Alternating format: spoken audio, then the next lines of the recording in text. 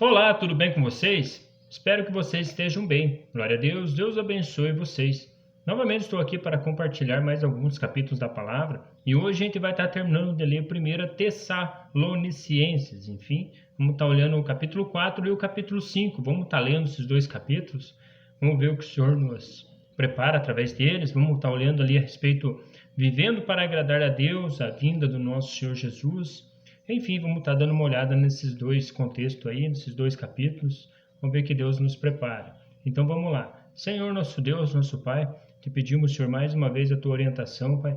Nos orienta com a tua palavra, em nome de Jesus. Amém. No capítulo número 4, ele vai falar bem assim, ó. Quanto ao mais, irmãos, já os instruímos acerca de como viver a fim de agradar a Deus. E de fato, assim vocês estão procedendo. Agora pedimos e exortamos a vocês, no Senhor Jesus, que cresçam nisso cada vez mais. Enfim, Paulo está trazendo ali que foi orientado ali, eles já estão vivendo ali a fim para agradar a Deus, enfim, para estar praticando esses detalhes ali, orientação através das cartas que Paulo ali escreveu para eles também. Pois conhece os mandamentos que demos a vocês pela autoridade do Senhor Jesus Cristo. A vontade de Deus é que vocês sejam santificados, abstenham-se da imoralidade sexual, cada um saiba controlar o seu próprio corpo de maneira santa e honrosa, não dominada pela paixão e desejos desenfreados, como os pagãos que desconhecem a Deus. Nesse assunto, ninguém prejudique seu irmão, nem dele se aproveite. O Senhor castigará todas essas práticas, como já dissemos e asseguramos, porque Deus não nos chamou para a impureza, mas para a santidade. Enfim, para agradar a Deus é só se abster desses detalhes aí que o apóstolo Paulo está orientando. Enfim, para nós termos uma vida digna aí, e honrosa perante o Senhor, é só não praticar essas imoralidades que ele fala aí, nesses assuntos. Porque Deus não nos chamou para a impureza, mas para a santidade. Portanto, aquele que rejeita estas coisas não está rejeitando o homem, mas a Deus que lhes dá o Espírito Santo. Quanto ao amor fraternal, não precisamos escrever, pois vocês mesmos já foram ensinados por Deus a se amarem uns aos outros, e de fato vocês amam todos os irmãos de toda a Macedônia. Contudo, irmãos, insistimos com vocês que cada um deve mais assim proceder, que assim procedem. Esforcem-se para ter uma vida tranquila, cuidar dos seus próprios negócios e trabalhar com as próprias mãos, como nós os instruímos, a fim de que andem decentemente aos olhos dos que são de fora e não dependam de ninguém. Enfim, ele está trazendo ali para pessoas ali que trabalhem aí, cuidem dos seus próprios negócios e trabalhem com as próprias mãos, como ele fala ali, para não ficarem dependendo de ninguém. Enfim, é um mandamento, como o Senhor também fala, né, lá no início, lá, com as próprias mãos o homem também vai ganhar o seu sustento. E hoje nós não ficamos longe disso. Para nós ganhar o nosso sustento, nós temos que estar colocando a mão na massa, estar trabalhando. Irmãos, não queremos que vocês sejam ignorantes quanto aos que dormem, para que não se entristeçam como os outros que não têm esperança. Se cremos que Jesus morreu e ressurgiu, cremos também que Deus trará mediante Jesus e com ele aqueles que nele dormiram. Enfim, aquele assunto que eu já comentei com vocês a respeito, aqueles que morrem em Cristo Jesus estão dormindo. Dizemos a vocês pela palavra do Senhor que nós, os que estivemos vivos, os que ficamos até a vinda do Senhor, certamente não procederemos os que dormem. Enfim, ele está trazendo que se Cristo voltar hoje, nós de Cristo Jesus, nós não vamos passar pela decomposição do corpo. Enfim, vai ser transformado o corpo aí num corpo incorruptível, porque o nosso corpo é corrupto. Enfim, para estar indo com Cristo Jesus, nós temos que se despir deste corpo. Pois dada a ordem com a voz do arcanjo e ao ressoar da trombeta de Deus, o próprio Senhor descerá dos céus, e os mortos em Cristo ressuscitarão primeiro. Olha que detalhe que ele fala, bem aquele contexto que nós estávamos conversando já em vários vídeos. Os mortos ressuscitarão primeiro. Depois nós, os que estivermos vivos, seremos arrebatados com eles nas nuvens para o encontro com o Senhor nos ares.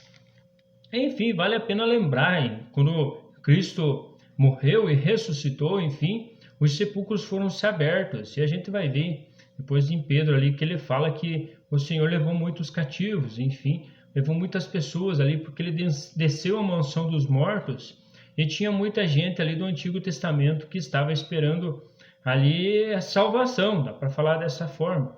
E Cristo foi e pregou os espíritos em prisão, e aqueles que bem provável que creram nele, o Senhor levou. Enfim, bem provável que quem está aí numa prisão vê Cristo ali abrindo as portas, bem provável que ia querer ir junto com ele.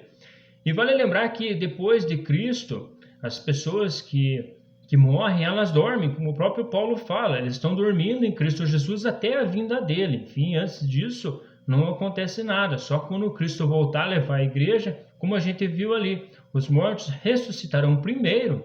Enfim, dá para contar aí desde os discípulos dele. Enfim, depois da ressurreição de Cristo, as pessoas que ali, enfim, que morrem, que dormem, enfim, eles estão ainda no sepulcro, não levantaram ainda, só quando o Cristo voltar a buscar a igreja dele, como o próprio Paulo orientou ali. Pois bem fácil lembrar também que Paulo recebeu do próprio Cristo essas revelações, como a gente viu lá, que ele fala que ele foi arrebatado ao terceiro céu, enfim, viu coisas inefáveis que não era lícito a estar falando aos homens. Enfim, Paulo teve essa revelação e nos deu para nós termos essa esperança. Enfim, se hoje a gente morrer, dormir, enfim, sabemos que quando Cristo voltar, vamos ressuscitar com ele. Enfim, é essa fé e é isso que Cristo pregou. Enfim, o próprio apóstolo Paulo, dá para dizer que ele foi perseguido por causa dessas revelações que ele teve, enfim, porque o povo não acreditava que existiria a ressurreição dos mortos, não teria outra vida.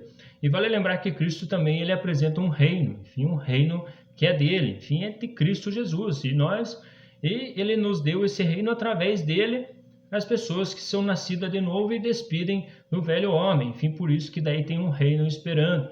E vale lembrar que o reino também é ganhado por esforços, enfim, a não ser que você nascendo de novo, tem que estar se esforçando em Cristo também para estar conseguindo o reino de Deus. Mas enfim, como a própria palavra fala, aquele que crê com o seu coração e confessar que Cristo é o Senhor, esse será salvo. Enfim, é uma salvação também. Console-se uns com os outros com essas palavras. No capítulo 5, irmãos, quanto aos tempos e épocas, não precisamos escrever, pois vocês mesmos sabem que perfeitamente que o dia do Senhor virá como ladrão. O próprio Cristo falou isso à noite. Quando disserem paz e segurança, a destruição virá sobre eles de repente, como as dores de parto à mulher grávida, e de modo nenhum escaparão.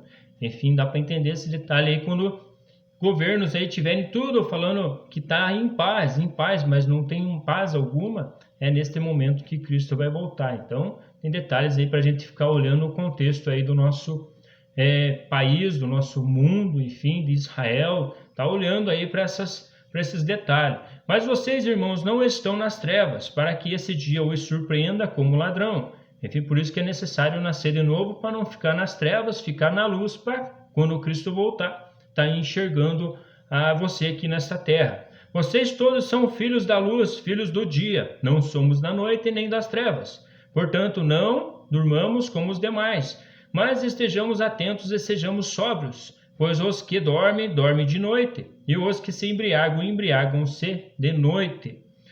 Nós, porém, que somos do dia, sejamos sóbrios, vestindo a couraça da fé e do amor e o capacete da esperança da salvação. Porque Deus não nos destinou para a ira, mas para recebermos a salvação por meio de nosso Senhor Jesus Cristo. Ele morreu por nós para que, quer sejamos acordados, quer dormindo, vivamos unidos a Ele. Aqui dá para entender que esses acordados, as pessoas que estiverem vivas aqui na terra, e os dormindo, aqueles que estão no sepulcro. Por isso, exortem-se e edifiquem-se uns aos outros, como de fato vocês estão fazendo. Agora pedimos a vocês, irmãos, que tenham consideração para com os que se esforçam no trabalho entre vocês, que os lideram no Senhor e os aconselham. Enfim, pessoas que trabalham aí no Evangelho do Senhor, pregando de livre e espontânea vontade, dá para falar dessa forma, e que aconselham uns aos outros. Tenham-nos a mesma autoestima com amor por causa do trabalho deles. Vivam em paz com os outros. Exortamos vocês, irmãos, a que advirtam os ociosos, confortem os desanimados, auxiliem os fracos, sejam pacientes para com todos.